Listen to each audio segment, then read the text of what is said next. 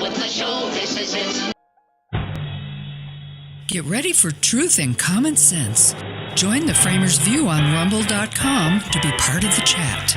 Be sure to click join and follow to help keep the Framer on the air.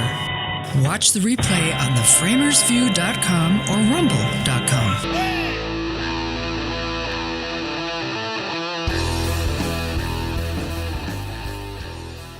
Beautiful day in the neighborhood. Man, why would anybody put up with DEM'S? That's what we're going to be talking about today. Thank you for being here at Framers View. I really appreciate it. My audience here in the studio is appreciating the fact that you're here, and we will have some fun today. I promise. We're also going to get into some nonsense. But nonsense is what life is, right? So, this show was, the whole idea of this show was to be political, but have a little fun, but tell the truth. And there's times you don't really want to have to just admit there's idiots everywhere on both sides. But that's what I do. And that's why I hope this show grows with people that are watching this and understand that I'm here for one simple reason, to inform you, have a little fun myself, but inform you and let you spread the good news across the nation. Yeah, or the world. Because I actually have somebody that watches this show, which, let's see, it's got to be, let's see. I'm trying to figure out the math. It's sometime late in India. That's one of my friends that I have known for a long time watches the show and has been telling people about. It's crazy. And watches it live, not the recorded version. But anyway, that's what we did. So, hey, there's fire and brimstone in the Senate. If you don't know, the hearings are going on for the cabinet members, for all of the people that are going to be working for Trump. And, I know that, let's put it this way. The job is for senators is to ask questions and determine if these people are legitimate for the office that they've been nominated for. And I agree that should happen. I also think that there's a simplicity to this because these people are known. Everybody knows who these people are. And yesterday with Pete Hegseth, I knew that it was going to be ugly. I knew that they were going to, push the edge big time on the Democrat side, but they got pretty ugly. Today, I've been watching it this morning. Pam Bondi is, in my opinion, one of the calmest, most brilliant, justified decisions for the Department of Justice that you could possibly ask for. And, I heard somebody make the comment, well, they're all people from Florida, Walz and not Ron DeSantis. It'll come to me in a minute. For the Secretary of State, he's speaking right now. There's a lot of people that are from Florida. They're just really good people. And Trump knows them. And what you do when you hire people, just in case you've never hired anybody, you hire people that you like, that you trust, that you feel will work with you, and to some degree be loyal to you. You need loyalty to get things done. They try to make that like a bad word. But if you ever wanted to see loyalty, look at the Democrats. It doesn't matter. They could put a steaming turd in front of the Democrats and they'd say, yeah, he's a good turd. That's what this is. It's about having people that are faithful to you, loyal to you, but will also be willing to say, no, this doesn't work. And I respect that in many different ways. So anyway, we'll talk about that. Biden, he's spending more money. I've got some video on that and some graphics that's going to be amazing to you. Let's see how much money we can spend. That's what we're really talking about here. And then Jack Smith's report, better known as Fantasies by Jack. But we'll talk about that. And then Mike Johnson made a decision that I think everybody will agree with, which is amazing in itself. that everybody agrees with, but we'll talk about that. So before we go on, it seems that the village people are going to be at the inauguration. the whole anthem, the anthem of Donald Trump is Lee Greenwood and the village people. I don't think it's possible to be any further separated as far as people go. But I have to give credit to the village people guys. So this is a group of guys that, YMCA, not everybody, because a lot of people don't even know about YMCA anymore. But YMCA was the Young Men's Catholic Association, I think is what it was called originally, YMCA. And it became known as kind of a pickup point for gays. That wasn't the intention. It was a men's location, men's club. They had gyms. They had dorms to live in. There were all kinds of things. When I went to school, I couldn't afford a dorm. I couldn't get into a dorm, and couldn't afford it either. And I ended up staying at the Y. And yes, I did get up very early in the morning to go take a shower because until they could get a dorm for me, because it wasn't safe. Let's put it that way. But those things happen, and so YMCA was kind of the song was kind of the gay guys doing their thing, and YMCA, however you do that, but they're going to be there. What's fascinating is how many people are upset with that band, that they actually allowed, they being the village people allowed Trump to use that song, because you have to sign up on BMI and get license to play that music. There's an individual license you can get. There's a license for if you want to, just have all music. And then what you have to do is you have to report what you've played to be able to, for royalties to be paid to those bands, whoever those might be. Well, in the case with Trump, the song YMCA by the Village People, of course, they get notified that the license had been requested. And he considered canceling it. And then he thought to himself, he's legitimately likes this song. People are enjoying this song. It gives us an opportunity to be seen. Why would I say no? It's about music. It's not about politics. That's what a lot of musicians need to learn. It isn't about politics just because they played your song. They happen to like your song, you idiots. So they're going to be there. And Lee Greenwood, of course, is going to do his song at the inauguration. So I think we're going to have bookends, the YMCA and Lee Greenwood doing his thing. It'll be fascinating to see. But, letting that music be there is a big deal. 0.4% increase in inflation again in December. So the inflation is up 2.9% for the year 2024. That is not a good thing. This is now where what we're looking at right now, being 5 days from the swearing in of Donald Trump. Now we have to be brutal about what is going to get done by the Republican Party, by the House and the Senate that are the leaders of those chambers, and having Pam Bondi in his Department of Justice. Get the job done. That's pretty simple. They have to get the job done. We have about a year to accomplish a lot. First of all, another thing we're going to have tomorrow is talking about these tax cuts that could go away if we don't get that approved, to extend them, to make them permanent. But I think Trump has a secondary plan with that. We'll talk about that in a minute. But my point is that we have to say now it's the responsibility of the Republicans to lower inflation, to get the rates down, finance rates, credit card rates, all the things that people are suffering with. We have to get down. And then Next thing is this is amazing that this happened. So I typed this out, not typed this out, but copied this out from a story.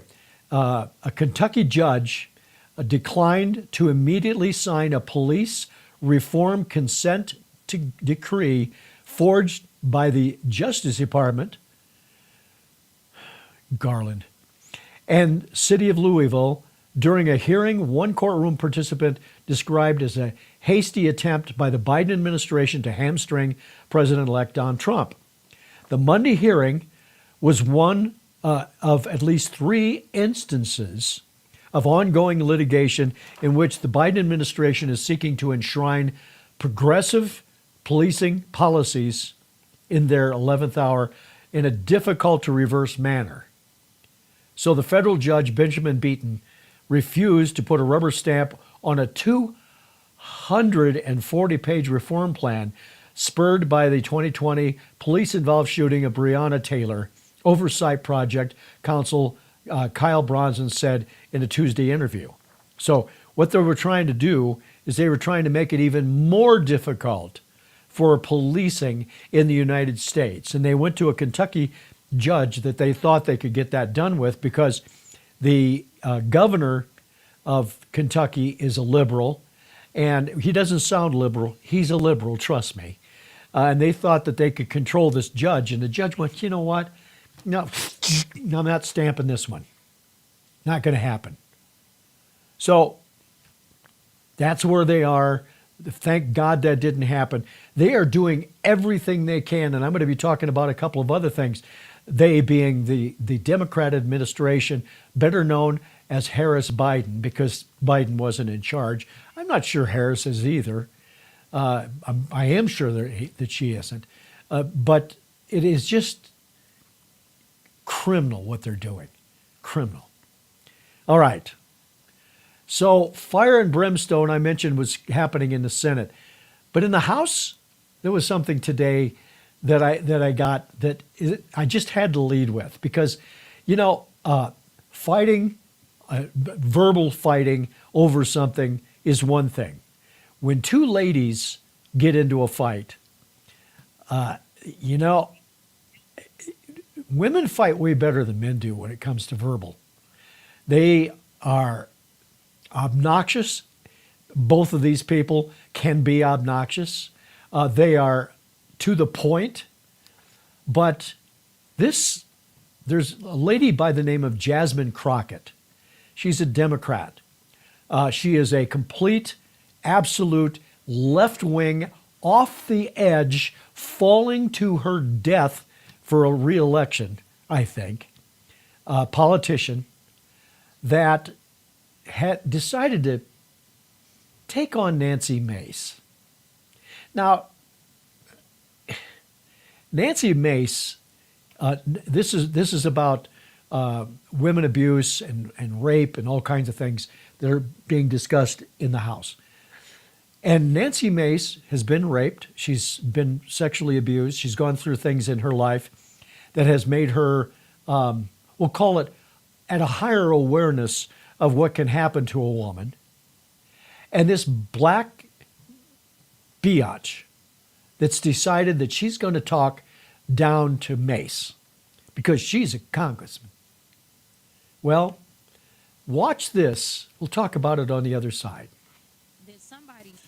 Somebody's campaign coffers really are struggling right now. So she's going to keep saying trans, so that people will feel threatened and child. Listen, I am no child. I am no child. Do not call me a child. I am no child. I want to find out which of those females actually reclaiming my time. I am reclaiming my time.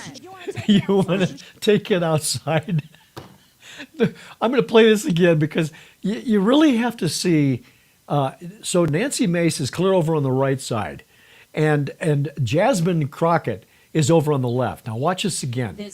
So she's over clear over on the left. Now you see her up close. She's keep saying trans, so that people will feel she's claiming that Nancy Mace's campaign funds are low, so she's doing Do this. not call me a child. I am no child. I want Don't to even find start. out I am a grown which woman. of those I'm 47 years emails old. I have broken actually more have glass ceilings than you Chairman, ever I will. am reclaiming my Let's go. time. You will not do that. Order. I am not a Chairman, child.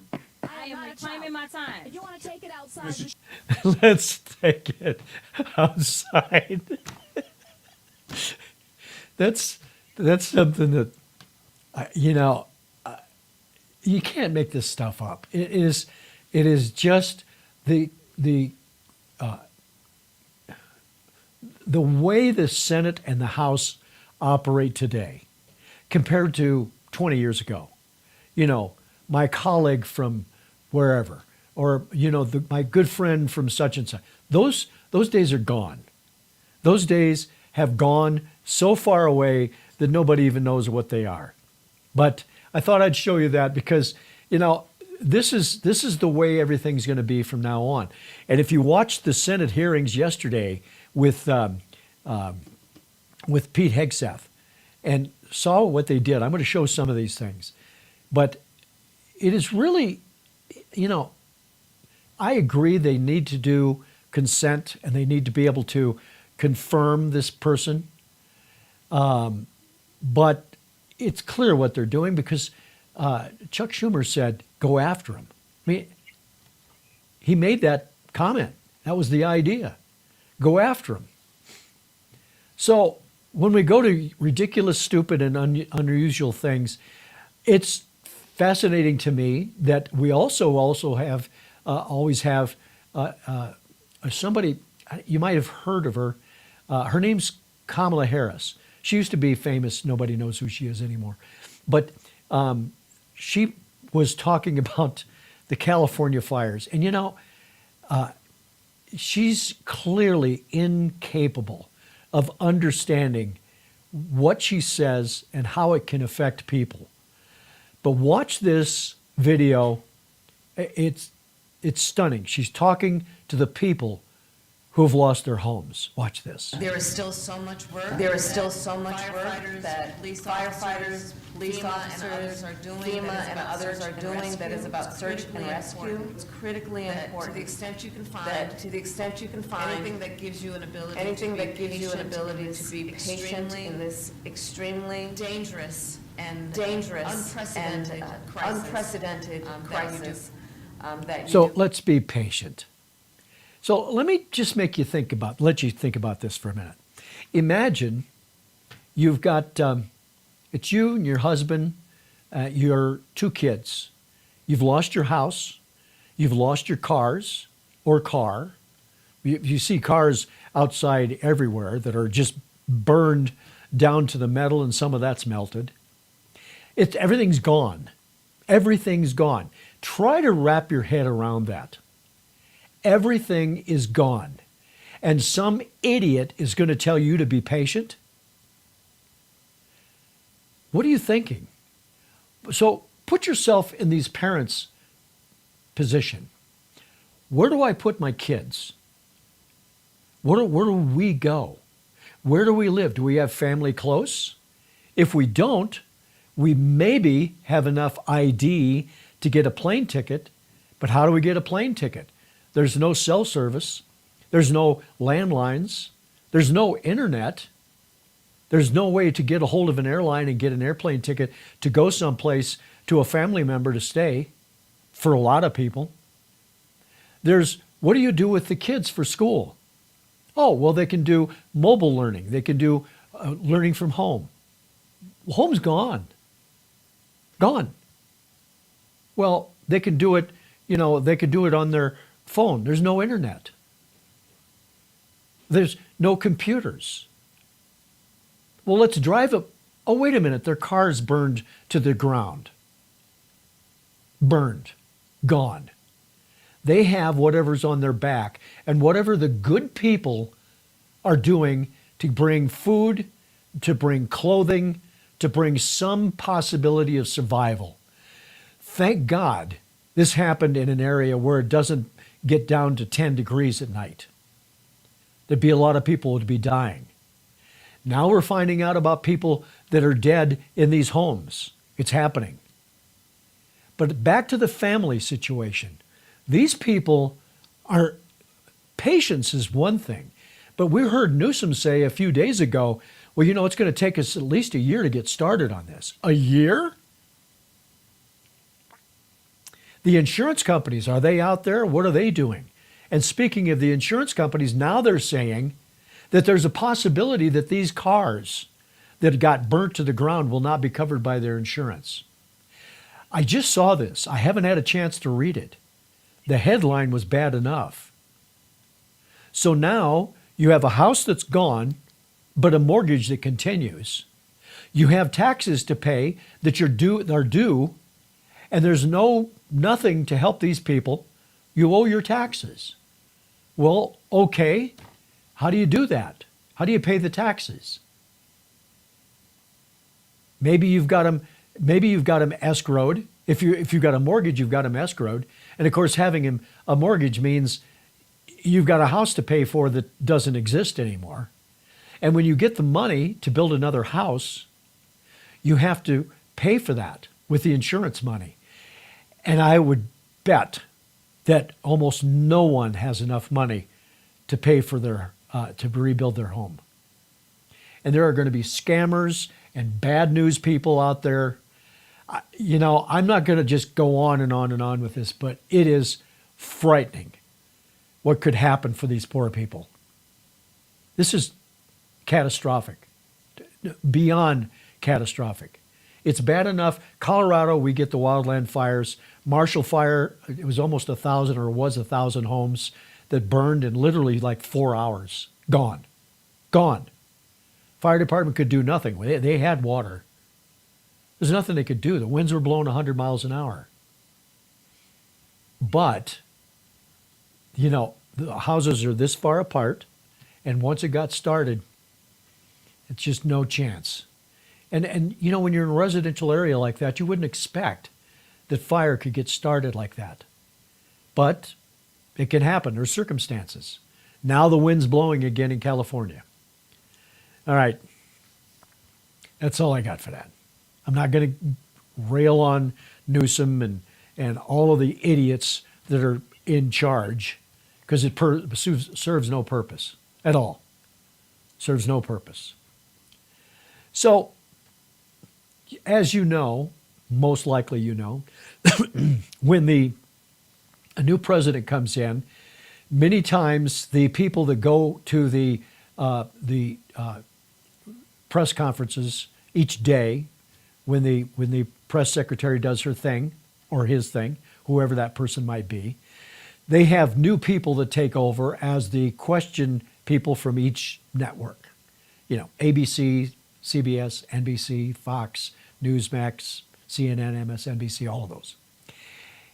And they've named the person for the NBC group. Her name is Yamiche Alcindor. And she's, I'm trying to be kind. She's the reverse. I can't say it that way either. Just watch this and we'll talk about it. So it's racism in there. And the racism is a lie, right? Exactly. It's like the lie and racism, which is a lie, which is that these black people don't deserve the access to citizenship in the way that other Americans do, that they haven't worked for, that they don't understand sort of the weight of American democracy, and as a result, we need to make decisions for them. I think those two things are so intertwined in this country. We're still sort of arguing about whether or not we want to teach our children and our students about whether or not sort of racism has continued to permeate all of these different structures, when we know graphically, we know statistically that is. So this person is going to be the news person covering with the press secretary, a total racist.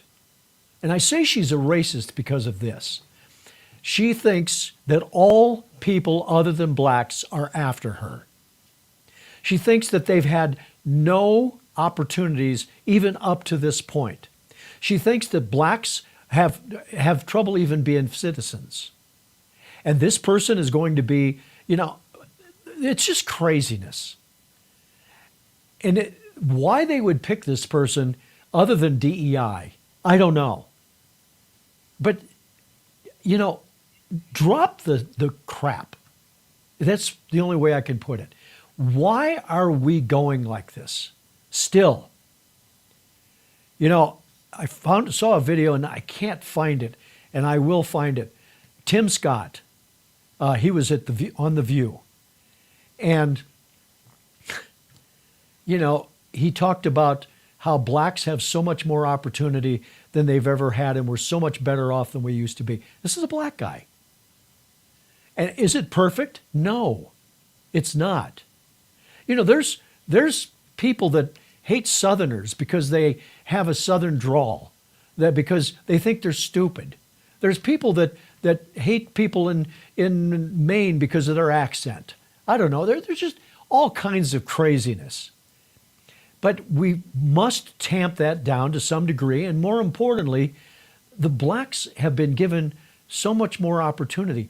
Just in case you don't know it, I know it's been a long time ago, but there was a black president of the United States. Okay, it wasn't that long ago. A man that had the opportunity to do more for black people than ever, that didn't do anything. He wasted an amazing opportunity. That's probably, for all the crap that he did, for all the bad things he did, including you can keep your doctors for the Obamacare. For him to not do more for black people, to settle all of that over a period of 8 years, to not make more of an effort, is just too far back. Just too far back from the fire. He wouldn't go into it. So speaking of going back, piece of history, I like to bring in a little piece of history some days. And I use a newsletter called The Flyover, and they sometimes have interesting stuff, but they do history, things that happened today. It was actually yesterday, and I'm bringing it in today. I was going to do it yesterday, I just didn't have time. But I found it fascinating. We look at, I joked about, it was a long time ago when we had our first black president. It was back in 2008. But Trump followed Biden. Trump was in there for 8 years. It seems like a long time ago. Long time. But it hasn't been that long. And there's other things that, when you think about it, when you hear a date, you think, boy, that's a long time ago. And then you see the history of it, you question it. Look at this. January 15th, 1943, Franklin D. Roosevelt landed in Casablanca, becoming the first U.S. president to travel on official business by airplane to avoid German U-boats and meet with Winston Churchill. 1943. And you may say, well, that's a long time ago. It is. It's a long time ago. But we're talking about, it was the first time somebody took a plane as a president across the pond. That's a big deal. And look where we are today. We got Elon Musk taking off with his jets and then landing him back in his little cup holder that he has. It's amazing where we are. And I've told you the story before. My grandfather talking about, because he was born back in the 1800s and late 1800s. And we talked about all the things that he saw as we have gone on. For me, no computers, nothing. There were great big mainframe computers. But for PCs, basically, they started in late 70s, early 80s. When the Mac, what was that thing called? It was a little computer that Macintosh had, and it was called a Macintosh. It wasn't. I think it was Apple was the company, so to speak, but they called it a Mac, and it was just a little thing that didn't do much. Then the PCs started. I've seen that, and I did computer programming back in school with the decks of cards. When we were learning to program, And young people don't even know what I mean by cards. But it is really, really, really important for us to remember that while time seems like it's a long time ago, it's a nanosecond in history. And now we have history happening again with this process, with the confirmation of all these people for Donald Trump. And this history will come out later on, many years later, when we're all gone, certainly when I'm all gone, and they're going to be talking about what happened with this, when they're confirming somebody else in, I don't know, 2063. That's not that far away. So Jim Comey has an opinion about what's going to happen. He was on Newsmax. I want to show this first before I show some videos with the confirmation for Pete Hegseth. The Democrats are going to do what they always do. They're going to show off. They're going to try to appease their liberal base. They're going to try to do whatever they can to get on MSNBC or CNN. But at the end of the day, I think the Republicans are going to stick together. President Trump's put together an impressive group of nominees that are going to go in and disrupt these agencies. We've got a mess to clean up. Joe Biden has left America in peril, especially when you look at our intelligence and defense-related agencies. And I think Pete's going to do a good job. He's a tough guy. He's well respected by his peers. The military people need respect. They need someone that can lead them and gain their respect. Pete already has done that, so I'm confident he's going to get confirmed, and I think they're all going to get. And I think he may be right.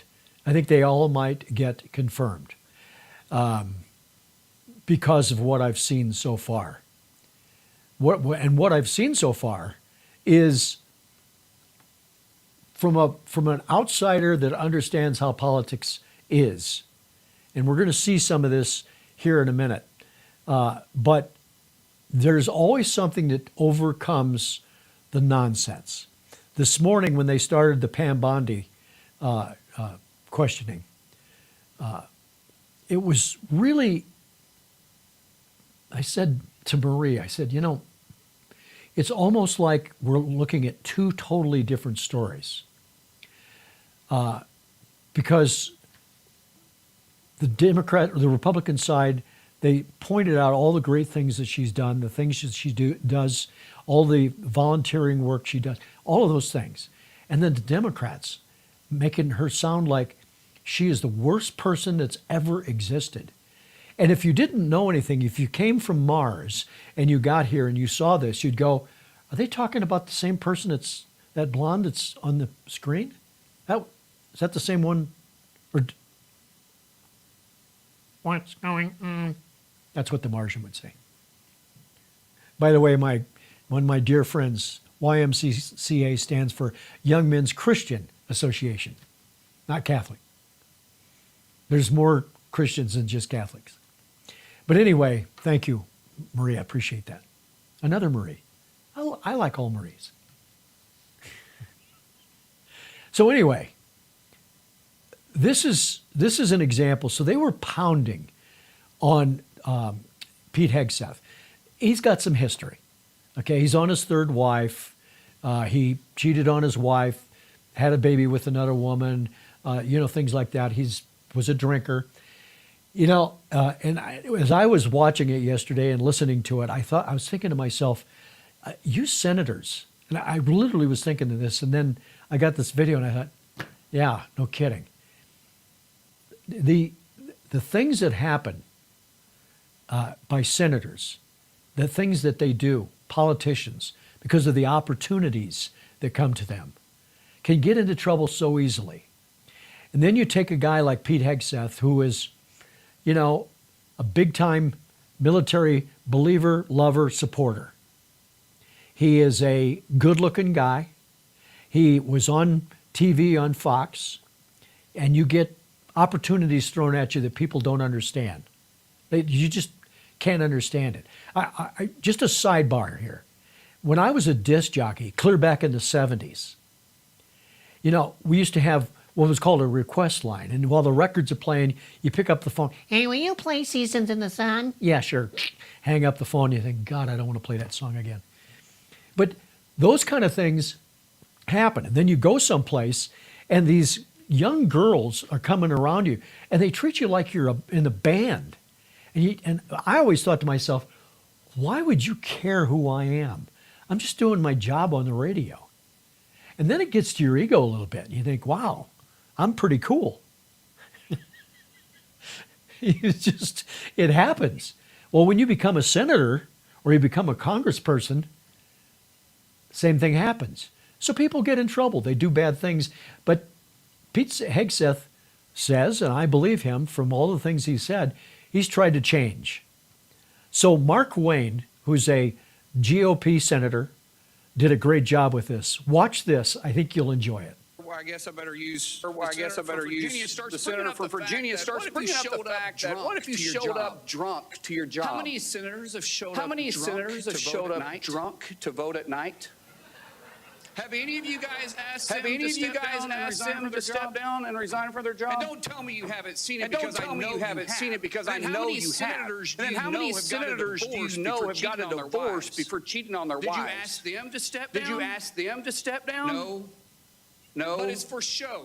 Make sure you make a big show and point out because the man's made a mistake. And you want to sit there and say that he's not Give me qualified? a joke. Give me a joke. So ridiculous that you guys hold yourself as this higher standard and you forget you got a big plank in your eye. We've all made mistakes. I've made mistakes. And Jennifer, thank you for loving him through that mistake. Because the only reason why I'm here and not in prison because my wife loved me is too. because my wife loved me too. I have changed. But I'm not perfect. But I found somebody that thought I was perfect. And for whatever reason you love Pete, and I don't know why. But just like our Lord and Savior forgave me, my wife said to forgive me more than once too, and I'm sure you've had to forgive him too. Boy, powerful at the end, strong during that video. You know, Tim Kaine went after Pete Hegseth so viciously on a personal basis. You know, he's a jerk. He was going to be vice president with, wasn't that Hillary Clinton's pick? I can't even remember anymore. He was so unimportant. I don't know if it was him or not. The point is, Tim Kaine just went off the rails after Hegseth. That's their job. Chuck Schumer said, go after him. And by golly, they did. You can bet that, well, I did a story months and months ago about the millions of dollars that have been paid out as payoffs to women for sexual abuse and other things that have happened with Congress and Senate people. There's a fund for it to shut them up. There's a fund. Our tax money. You can't make this stuff up, as I say so many times. When you have a fund for legal matters, when somebody gets in trouble, what line, if I have a financial statement, and what line would I have on my financial statement that I would put in a thing here that's for hush money, which is what Trump was being prosecuted for, by the way, hush money. And that's what they do. They've got a fund for it. At least Trump just took it out of his funds. He didn't have a line item. But the politicians do. It's disgusting. You know, keep it in your pants is what my dad always said. Stay out of trouble. Grow up and be respected. And was I perfect? No. Is anybody? Nuh-uh. God save us, man. These Democrats are doing what the order was by Schumer. So, moving on with this, talking with the military experience with Hegseth. I'd been identified as an extremist. as an extremist. Someone unworthy of guarding the inauguration of an incoming And if that's American happening to president. me, And if that's Senator, happening to me, how many other men and women, patriots, how many how many other other people patriots, of how many conscience? other We haven't even people talked of about conscience? COVID. We haven't even talked about COVID and the tens of thousands of service members who were kicked out because of an experimental vaccine. In President Trump's Defense Department, they will be apologized to, they will be reinstituted with pay and Things rank. like focusing on Things like extremism, focusing on Senator, extremism, have created Senator, a climate have inside our created ranks a that climate feel inside our political ranks that when it feel hasn't- political hasn't when ever it hasn't been political. ever been Those are the political. types of things that are gonna Those are change. the types of things that are going to change. Yeah, those are things that are going to change. That's definitely for sure. I don't know what that is. That popped up. Sorry about that. It's just fun. I had to blow my nose while I was on the video there. I don't know if I'm getting a cold. I think it's it's climate change. It's climate change. It causes my nose to run. Climate change. Let's blame it on that. And let's get a committee together and put in $50 billion to study why noses run with climate change. I think we should do that. What do you think? Anybody in favor? Just let me know. So, when you think about what Hegseth said there, he's got a number of tattoos on his arms and his chest and stuff. And he has one that's a very Christian, I can't remember all the things that are on his arms, but they decided he was a threat to America and democracy, and he couldn't be there at the inauguration as a DC military person. That's what we have from DEM'S. Now, final little piece, because you cannot pass when you talk about the idiocy. Hirono, who is a senator from Hawaii, who's the most obnoxious, I'm not sure she's stupid, but the most obnoxious person you can imagine. And I cut this video up just to be able to get a whole bunch of this in here and listen to her questions and the way she approaches this. This is a in-your-face to the max. So watch this. I am focused on your fitness to serve, including your character and temperament, and your overall qualifications to do the job. And I do appreciate the comments of Ranking Member Reed with his concerns regarding your nomination because I share those concerns. First, since you became a legal adult, have you ever made unwanted requests for sexual favors or committed any verbal or physical harassment or assault of a sexual nature? Have you ever faced discipline or entered into a settlement relating to this kind of conduct? Senator, I was falsely accused in October of 2017. It was fully investigated, and I was completely cleared. Will you resign as Secretary of Defense if you drink on the job, which is a 24/7 position? I've made this commitment on behalf of Will you resign as Secretary of Defense if you drink on the job? The men and women I've served because it's the most important deployment. You're not hearing an answer to my question, so I'm going to move on. Would you carry out an order to shoot protesters in the legs? I saw 56 agents get injured by rioters trying to jump over the fence, set a church on fire, and destroy You know what, that sounds to me that you will comply with such an order. You will shoot protesters in the leg. I hardly think you are prepared to do the job. We shouldn't even need to be there. Just let her come in and click no, nay, and get it over with. Because this is why we have advice and consent in the Senate to ask good questions. But every senator went after him on the same things. They just want to basically tarnish him. And I think, once again, just like with Trump, go after him, and he's going to get voted in.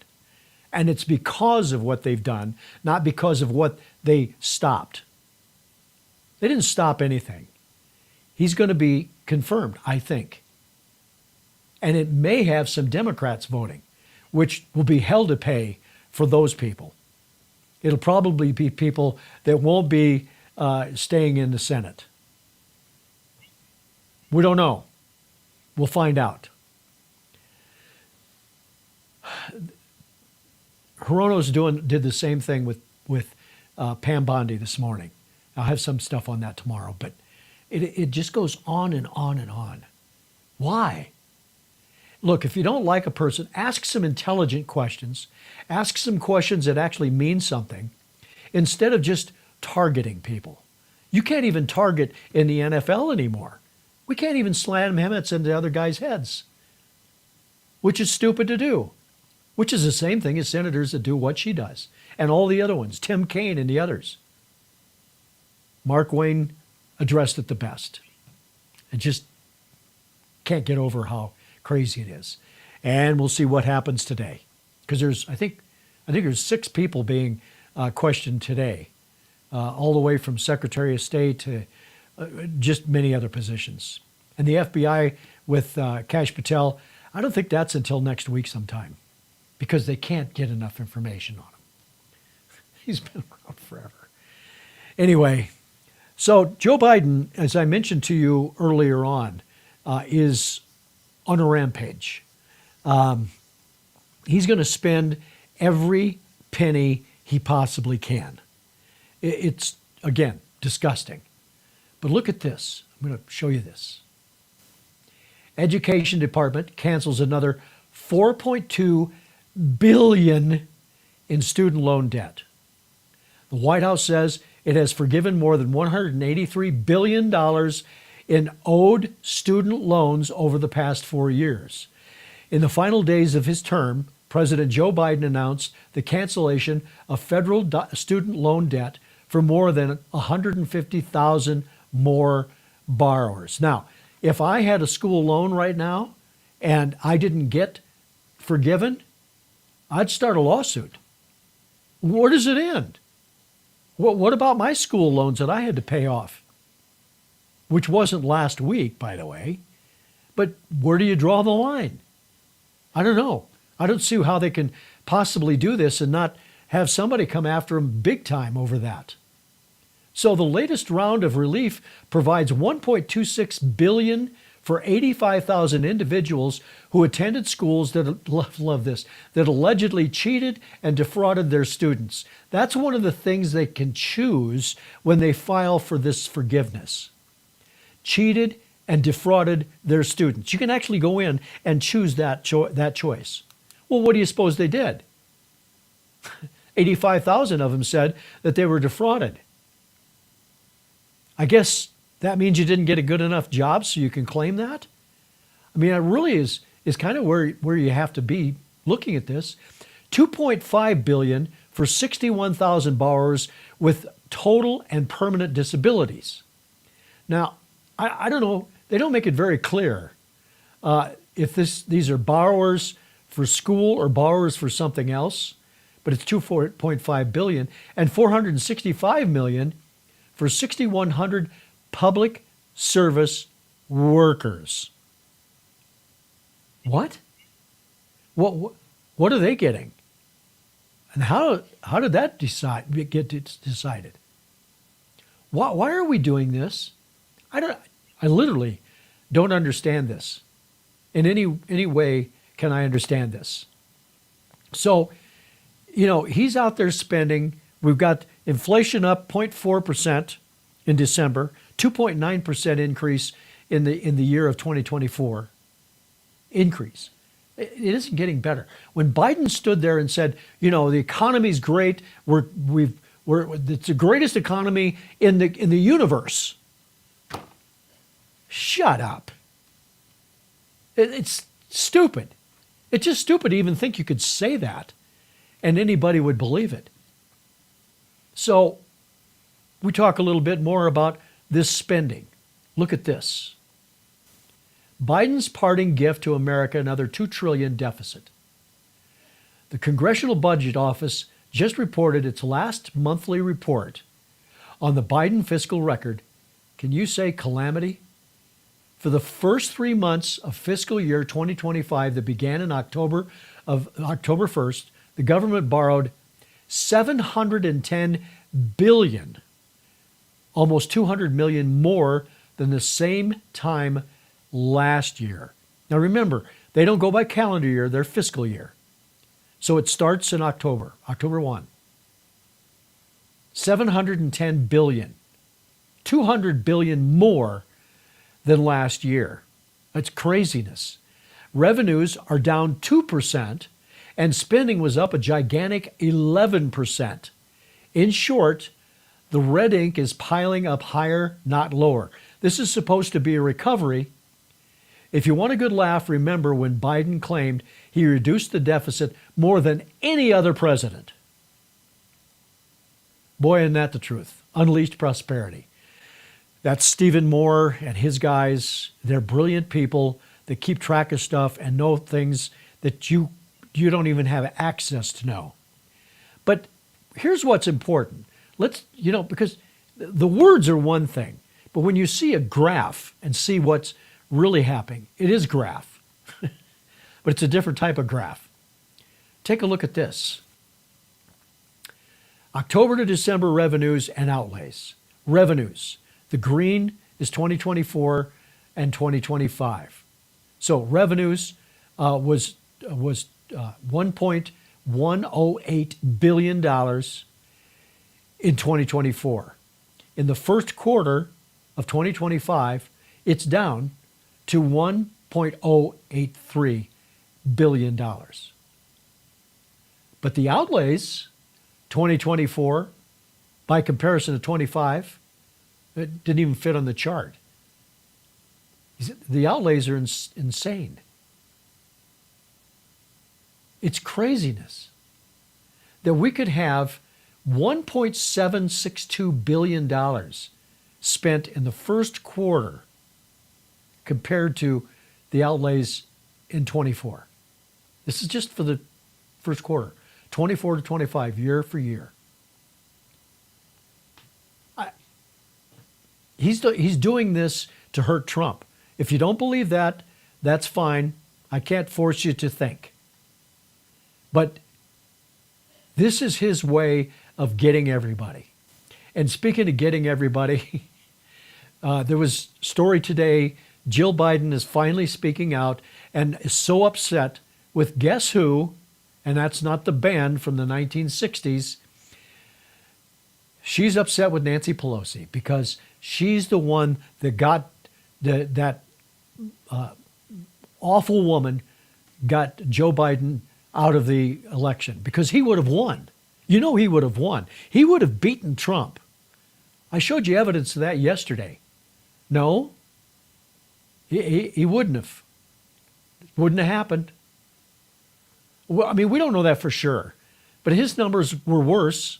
Well, they were worse before he got out than what Kamala's were. Kamala's was becoming worse by the minute, and she only had 100 days to screw up her reputation.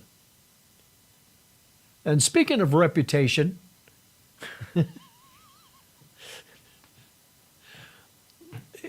you know, the one fun thing about this, I sit here after my show and I open up all of my tabs on Chrome that I've got that I use for my sources. And I just start laughing as I'm pulling down things. It's just, it's like a potpourri of fun, of getting this nonsense and going, I get an opportunity to show you what's happened, what's happening. That's what it is, an opportunity to show. Now, you might know a guy named Jack Smith. It's kind of a normal name. That's the name I used when I checked into hotels. Just kidding. But Jack Smith, what a jackass Jack Smith is.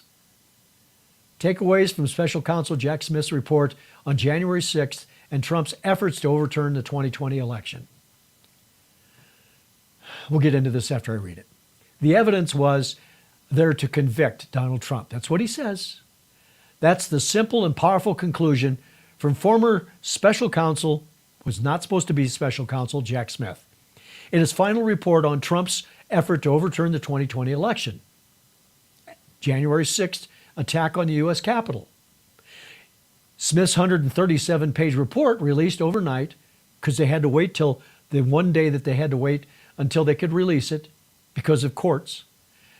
Less than 1 week before Trump is sworn in for a second term as president is a full-throated justification of his investigation and defense against his myriad critics. Really? Well, let's go up to the top of this story. Special counsel Jack Smith. That's the first problem.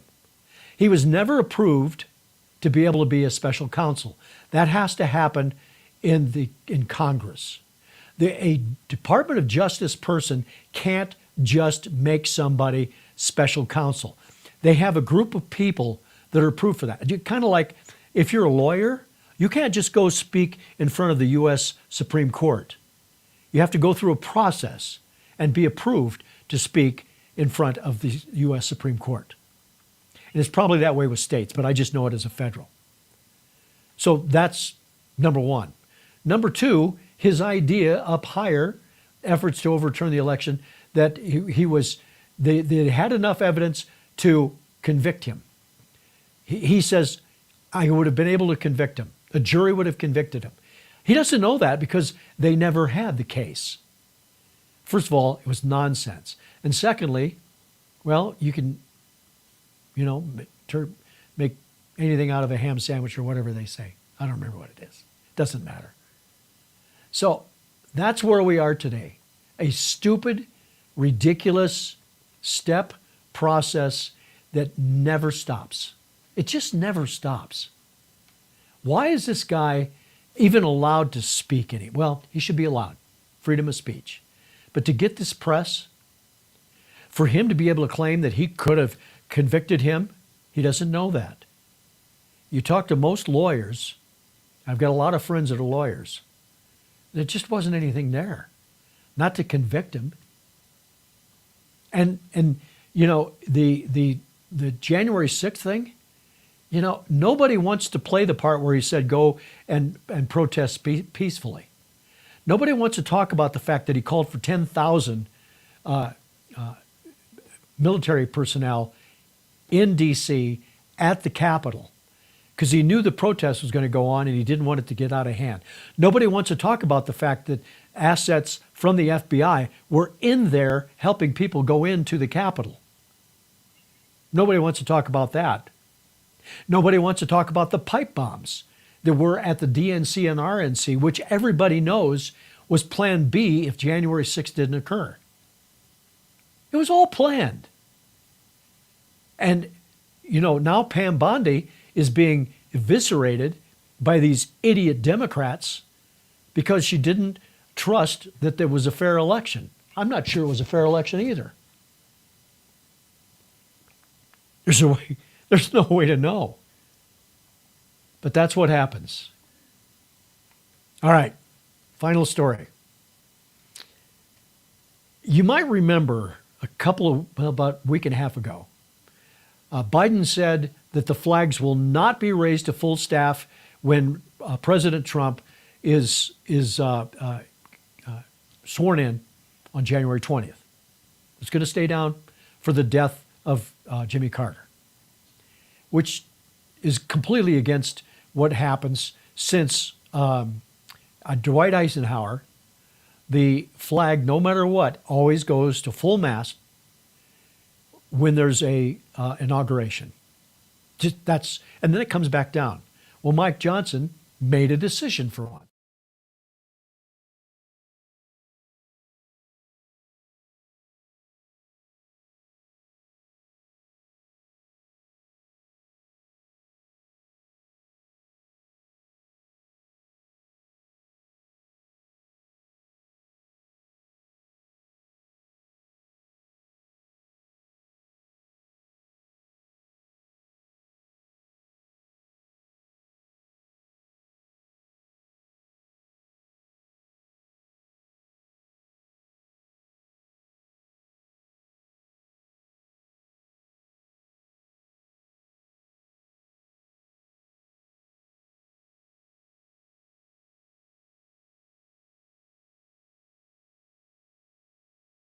Back to half staff.